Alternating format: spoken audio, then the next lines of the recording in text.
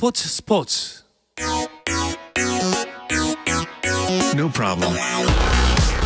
다양한 스포츠 이야기를 나누는 정 PD와 김 기자 시간입니다. 오늘은 정 PD 없이 김 기자만 나와 계신데요. 매일경제 김재한 기자와 인사부터 나누겠습니다. 어서 오십시오. 네, 안녕하세요. 정 PD는 어디 가고 이 사람 매번 육아 때문에 힘들다고 하더니 여기 도망간 거 아닙니까?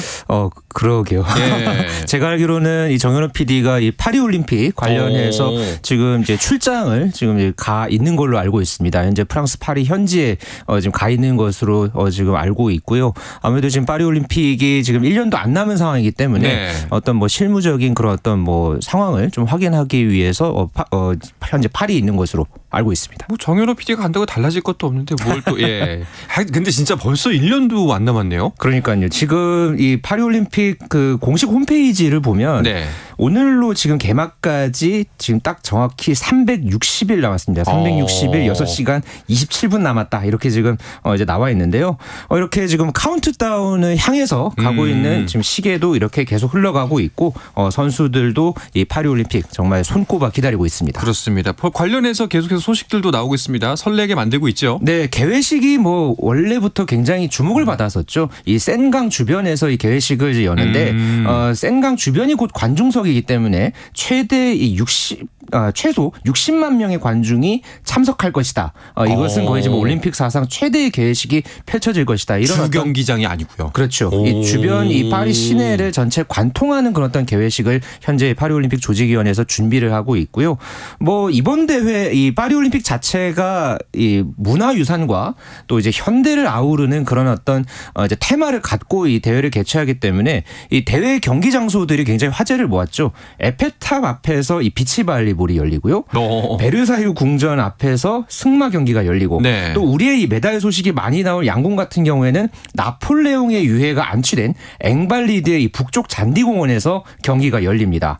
예, 이렇게 또 여러 가지로 화제를 모으는 그런 어떤 경기 장소들이 있는 반면에 좀 올림픽이 지금도 사실은 굉장히 우리나라를 비롯해서 전 세계가 지금 무더위에 굉장히 극심한 지금 고통을 겪고 있잖아요. 이 무더위 속에서 이제 개최가 되는 그런 어떤 전망이 나오고 있는데 그런 가운데서 이 파리올림픽 조직위원회와 국제올림픽위원회는 친환경 올림픽을 표방한다라고 하면서 선수촌에 에어컨을 설치하지 않기로 했다는 그런 어떤 소식도 있었습니다. 선수촌에요? 예, 뭐 외부 기온보다 6도 또는 그 이상 낮게 선수촌을 쾌적하게 운영할 것이다. 이 말을 한 게 바흐 위원장이었거든요. 토마스 바흐 아우시 위원장이 자신을 했는데 과연 무더위 속에서 과연 사고 없이 무사히 이 파리올림픽을 치를 수 있을지 한번 지켜봐야 할 것 같습니다.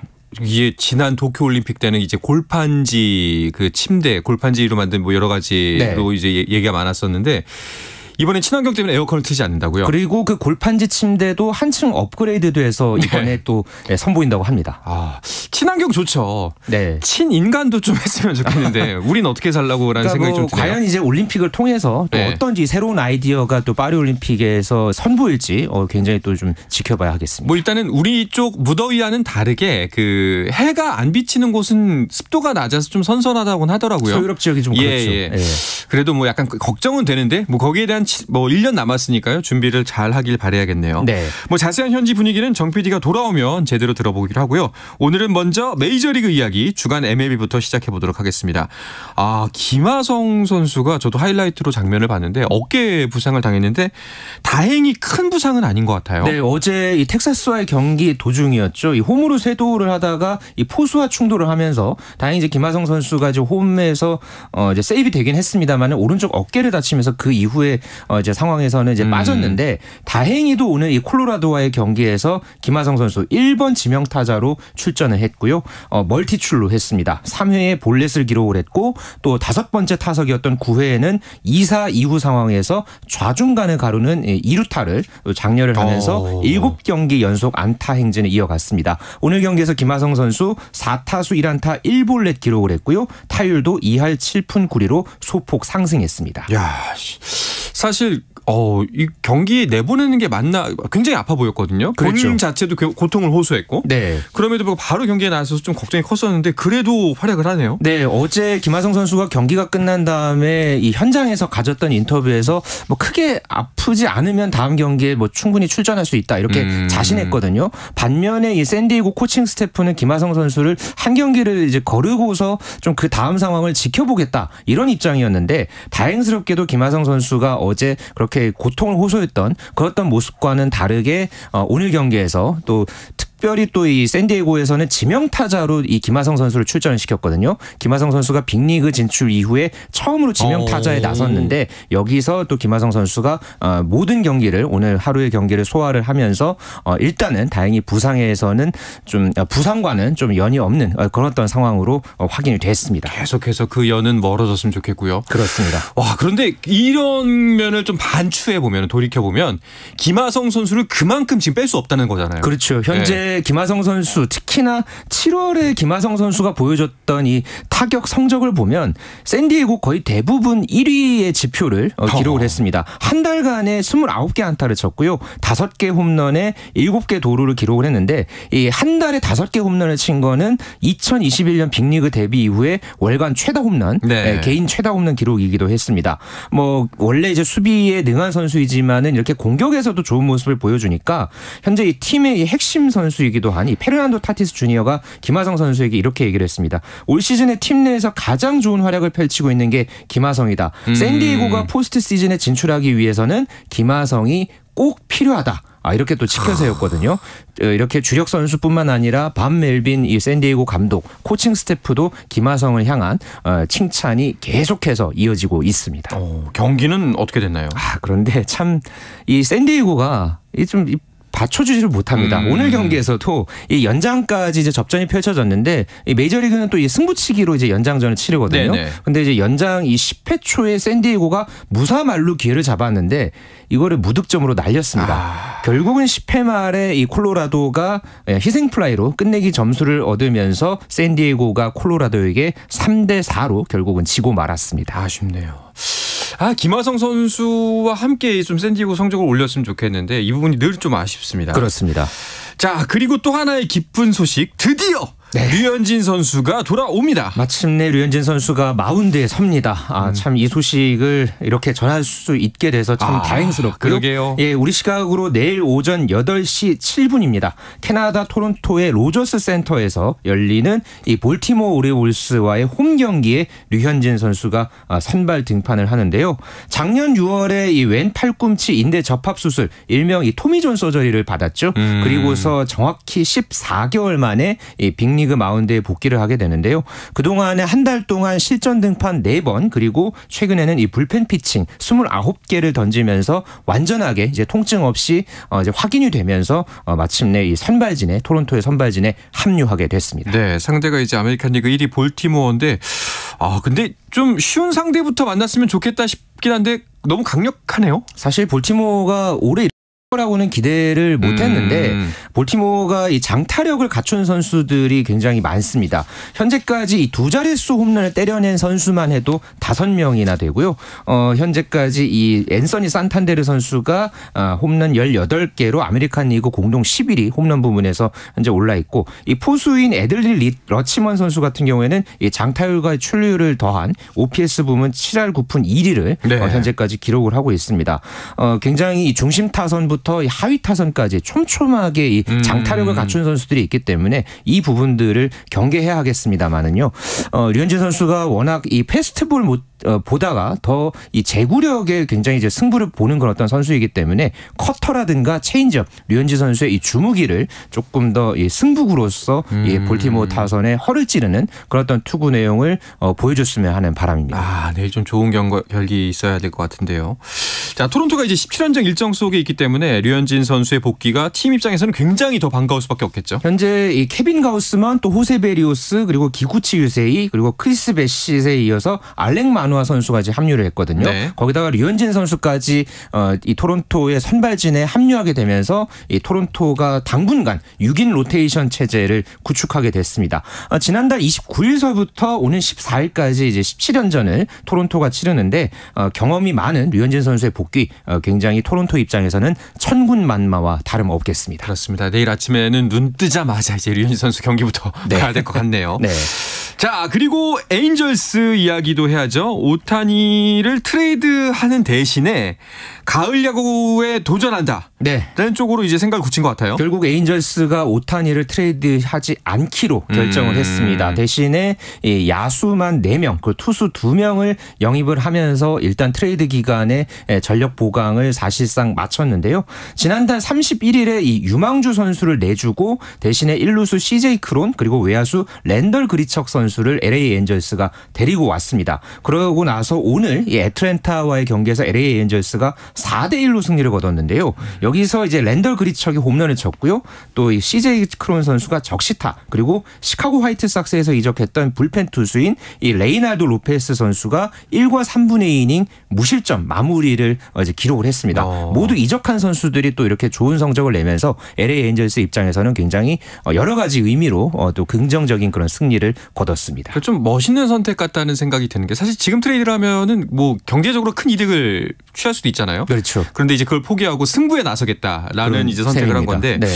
이것도 참 뭐 일단 자본력이 받침이 되고 이게 또 기본이 되는 프로의 세계에서 이런 선택도 할 수 있다는 게 좀 멋있기도 한데 그런데 반대로 또 에인절스가 아직까지는 와일드카드 경쟁에서 좀 밀리고 있지 않나요? 사실 지금 와일드카드 경쟁 뭐 현재 이 LA 에인절스가 현재 속해 있는 아메리칸 리그 이 서부 지구에서도 사실 순위가 조금 지금 처져 있는 상황이거든요.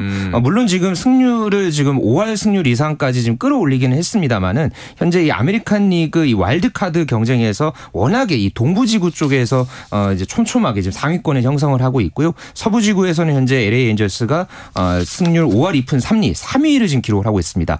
남은 경기에서 현재 선두와의 텍사스와의 차이가 4경기 반 차에 불과합니다. 네. 때문에 앞으로 남은 경기에서 연승 행진 조금 더 승률을 높이는 그런 어떤 야구를 현재 기대를 하고 있고요. 그 중심에 오타니가 역할을 하기를 LA 에인절스 구단 입장에서는 현재 바라고 있는 상황입니다. 그렇군요. 와, 그나저나 이제 만약에 내년에 자유계약 선수로 풀리게 되면 네. 뭐 오타니 선수 모든 기록을 갈아치울 것 같은데 또 전 세계에서 가장 많은 연봉을 주는 스포츠 중에 하나가 MLB잖아요. 그렇죠. 예. 현재까지 메이저리그 역사상 가장 큰 계약이 현재 이 에인절스에서 역시 팀 동료죠. 마이크 트라우트 선수가 12년 총액에 4억 2,650만 달러. 그러니까 이게 우리 돈으로 치면 5,450억 원이거든요. 제가 조금 멈칫했던 게 이 숫자가 정말 감이 안 오는 그런 어떤 이 수치인데 내년이면은 사실 오타니 선수가 또 30살입니다. 네. 그렇기 때문에 계약을 하더라도 아마 10년 안팎의 장기 계약이 굉장히 지금 기대가 되는데요. ESPN의 이 보도에 따르면은 오타니 선수의 계약 규모를 현재 5억 달러, 우리 돈 6,390억 원에서 최대 7억 달러. 8,946원 그러니까 거의 뭐 9천억 원에 육박하는 이 계약 규모를 현재 예상을 하고 있습니다. 과연 오타니 선수가 이번 시즌 끝나고서 이 거취가 어디로 결정이 나느냐 그리고 이 계약 규모가 어느 정도가 되느냐 굉장히 지금 주목을 받고 있습니다. 그러게요. 참 내년에 일단 이 소식부터가 가장 커다란 핫한 뉴스가 되지 않을까 싶습니다. 네. 자, 메이저리그에 또 어떤 이슈들이 있었는지도 살펴볼까요? 네, 현재 이 뉴욕 매치에 제가 또 이 뉴욕 매치를 워낙 또 많이 밀어왔기 때문에 그렇죠. 계속 이 주목해야 될 선수라고 이제 꼽았던 이제 맥스 셔저 선수가 텍사스로 이적을 한 그런 어떤 소식이 있었습니다. 현재 이제 뉴욕 매치는 이제 맥스 셔저뿐만 아니라 현재 다른 이제 저스틴 벌랜더 선수도 이 비싼 몸값에 구단 측에서 좀 부담을 느끼면서 현재 휴스턴이나 LA 다저스 쪽에 현재 트레이드 될 것이다. 뭐 이런 현재 전망도 나오고 있는데요. 셔저와 이 벌랜더를 영입하면서 사실 매치가 뭐 이 선수들뿐만 아니라 참 많은 돈을 현재 이제 썼거든요. 그런데 벌써 지금 원투펀치가 이제 시즌 도중에 좀 트레이드를 통해서 지금 다른 팀으로 가야 하는 어떤 상황이 됐고 그러면서 뭔가 이 돈으로 성적을 사려고 했던 이 매치 구단의 꿈이 수포로 돌아가는 그런 어떤 어떤 상황에 놓이게 됐습니다. 약간 이번 시즌은 버리는 것 같다는 느낌이 드는데요. 그런 느낌도 듭니다. 네, 네. 우리나라 모 구단과 또 이제 약간 오버랩되는 느낌이 없잖아 있긴 합니다. 네. 아마 뭐 내년 시즌을 한번 기대를 해봐야겠죠. 일단은 뭐 몸무게를 좀 줄이고 다시 한번 리빌딩하는 그렇죠. 기간이 되지 않을까 네. 생각이 듭니다. 맞습니다. 알겠습니다. 자, 이어서 한 주간 스포츠 이슈들 좀 더 짚어보도록 하겠습니다. 그 전에 잠시 쉬었다가 돌아오겠습니다.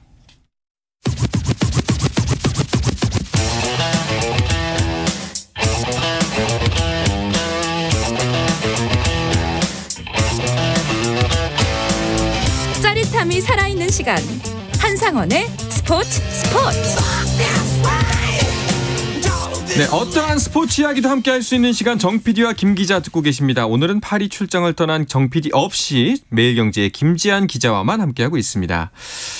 자, 지난주 이 시간이었죠. 우리가 이제 여자 월드컵 첫 경기에서 패하고 그래도 뭐 아직 늦지 않았다. 충분히 할 수 있다라고 했는데 희망이 많이 없어졌어요. 네, 지난 주말에 이 모로코와의 H조 조별리그 2차전 이 경기에서 우리 대표팀의 승리를 사실 좀 기대를 했는데 전반 초반에 헤딩 선제골을 내주면서 결국 우리가 모로코에게 0대1로 패했습니다.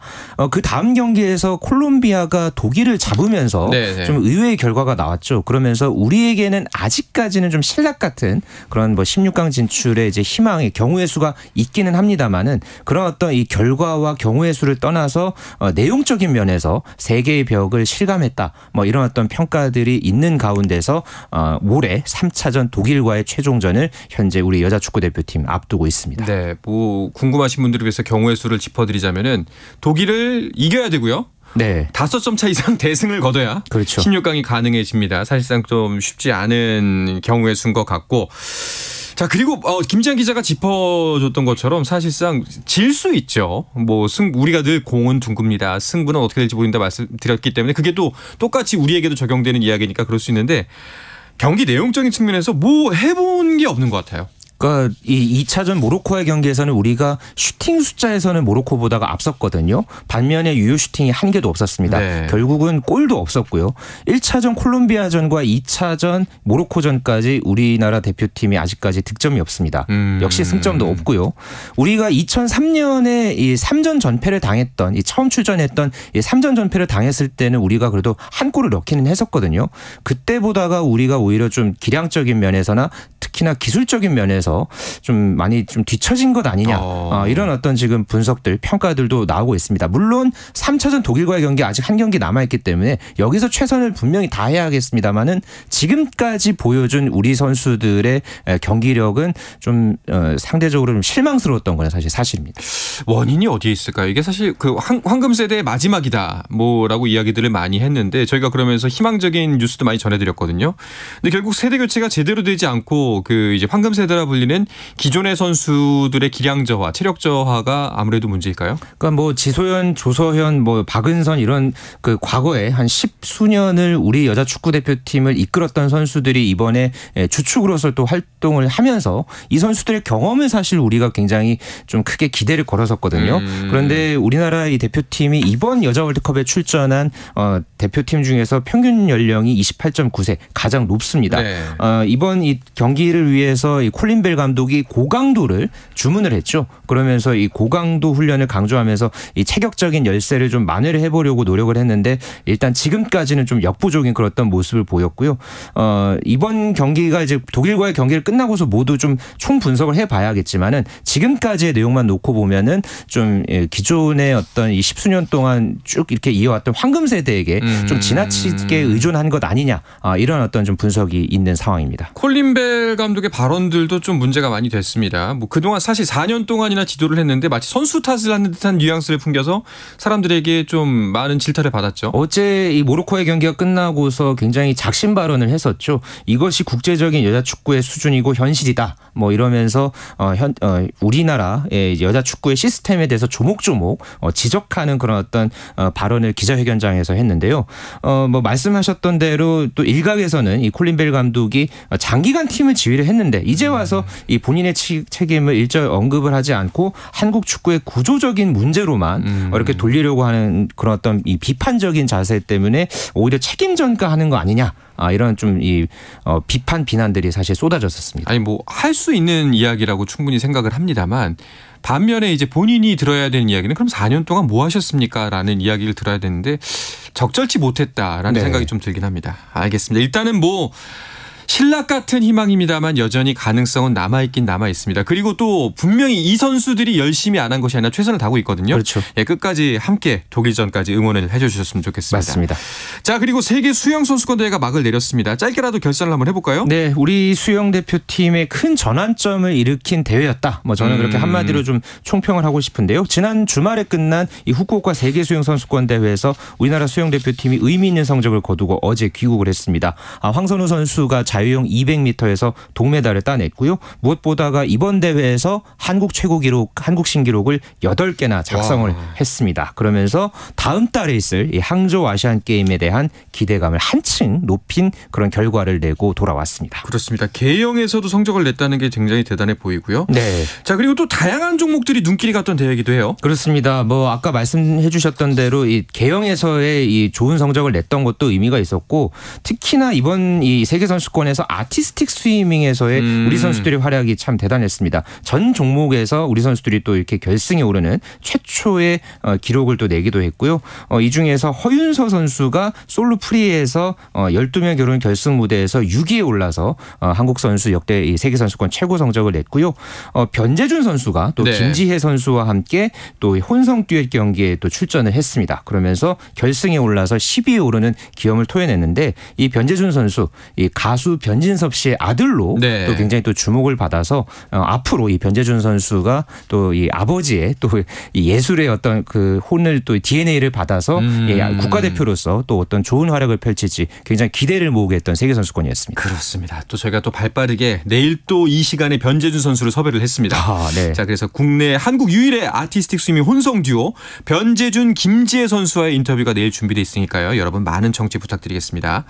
자, 그리고 배구 이야기 간략하게 하면서 마치도록 하겠습니다. 네. 프리시즌이라고 할 수 있는 컵대회 일정 시작됐죠? 네, 배구 컵대회가 지난달 29일 경북 구미에서 개막을 했습니다. 여자부 경기가 먼저 시작을 해서 오는 5일까지 제 일정을 치를 예정이고요. 남자부는 6일부터 해서 13일에 결승전을 치르면서 일주일간 또 이 경기 일정을 앞두고 있습니다. 보니까 오늘도 경기가 하나 펼쳐지고 있던데 생소한 팀이 있어요? 네, 현재 이 태국 리그의 강호 이 슈프림 촌부리와 이 흥국생명이 오늘 경기를 펼쳤습니다. 아무래도 우리 여자 배구 대표팀의 이 국제 경쟁력에 대한 이야기 저희가 예전에도 좀 한번 언급한 적이 있었는데 이번 컵 대회에 이렇게 또 태국 팀을 초청을 해서 또 우리 V리그 팀들과 이 대결을 하는 그런 어떤 구도를 이번 컵 대회에서 볼 수 있게 됐고요. 오늘 경기에서는 이 흥국생명이 이제 이 슈프림 촌부리를 상대로 해서 3대 0으로 완승을 거두면서 컵 대회 1승 1패를 기록하게 됐습니다. 그렇습니다. 역시나 또 우리 제가 개인적으로 응원하고 있는 페퍼저축은행이 어떤 퍼포먼스를 보여줄지 기대가 되는데요. 네, 현재 이 페퍼저축은행은 이 새 외국인 이 사령탑에 오른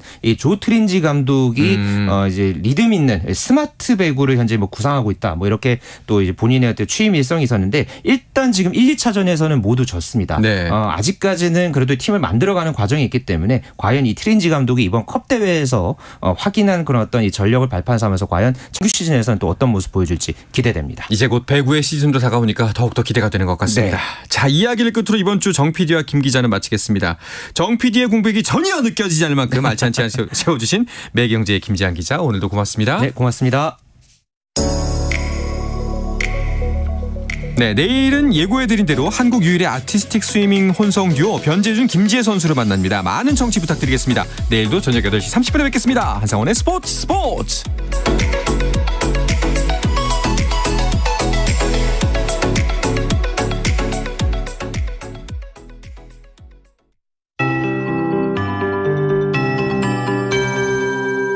KBS 58분 날씨. 8월의 첫날도 무더운 하루였습니다. 제6호 태풍 카눈이 뜨거운 수증기를 유입시키면서 특히 대도시의 기온이 떨어지지 못하고 있는데요. 현재 기온 청주가 32도, 서울, 대구, 광주와 대전, 강릉이 30도를 웃돌고 있습니다. 밤낮으로 더위가 이어지는 만큼 온열 질환에 주의하셔야겠습니다. 오늘 서울과 강릉, 부산, 제주는 밤새도록 27도를 웃돌 가능성이 있고요. 내일 한낮 기온 대부분 35도 안팎까지 크게 오르겠습니다. 전국 대부분 폭염 경보가 발효 중인 가운데 자외선도 매우 강하게 내려오겠습니다. 볕이 강한 오후 2시부터 5시 사이에는 야외 활동을 피하시는 게 좋겠고 물을 자주 마시는 등 건강관리에 유의하시기 바랍니다. 밤까지 내륙 곳곳엔 5에서 40mm의 소나기가 오는 곳이 있겠습니다. 내일도 오후부터 경기 남부와 강원 남부, 충청 이남에 소나기 가능성이 있고요. 모레부터는 주로 남부지방의 소나기가 제주도에 비가 내릴 전망입니다. 제주도는 목요일부터 토요일까지 비 소식이 있는데요. 태풍의 영향으로 당분간 인근 해안의 물결도 매우 높겠습니다. 제주도 해안과 남해안, 전라 서해안에서 너울성 파도에 주의가 필요하고요. 제주도 해상과 남해동부 바깥 먼바다의 풍랑주의보는 다음 주까지 이어지는 곳이 있겠습니다. 지금 서울의 기온 30.6도입니다. 박다유입니다.